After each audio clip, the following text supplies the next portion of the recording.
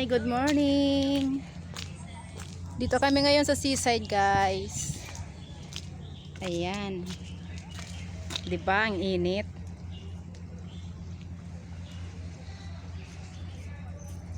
Ngayon yung first day ng Chinese New Year dito. So, may holiday kaming 4 days straight. Okay, guys. Papasok tayo dyan. Saglit lang. Wow, grabe yung init. Hi, mga uragon dyan. Ako si Puti. Hello. Shout out nga pala kay Kuya Noel Dutong. O, ayan na kuya. Na-shout out na kita. Ayan, dito kami ngayon. Sa seaside. Ito yung place malapit sa tinitirhan namin. Ayan. Dito sa Hong Kong. Ayun yung building namin. Yan sa may dilaw. Diba?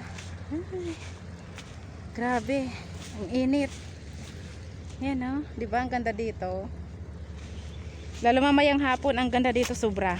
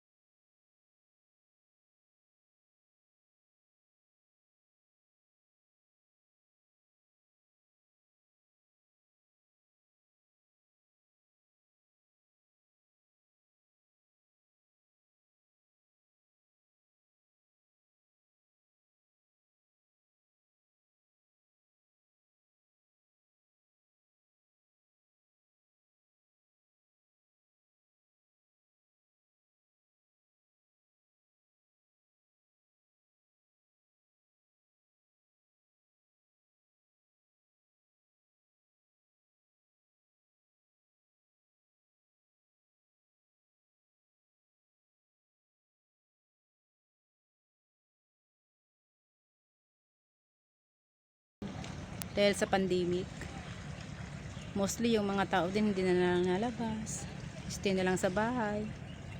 Pero luckily ngayon okay na yung medyo hindi sila masyadong mahigpit kasi medyo bumaba na yung case. Sana patuloy na bumaba dahil sa virus. Dami din yung effect. Takas din talaga ng impact. Pati yung holiday ng mga OFW dito apektado din. Hindi na pinapalabas ng mga amo.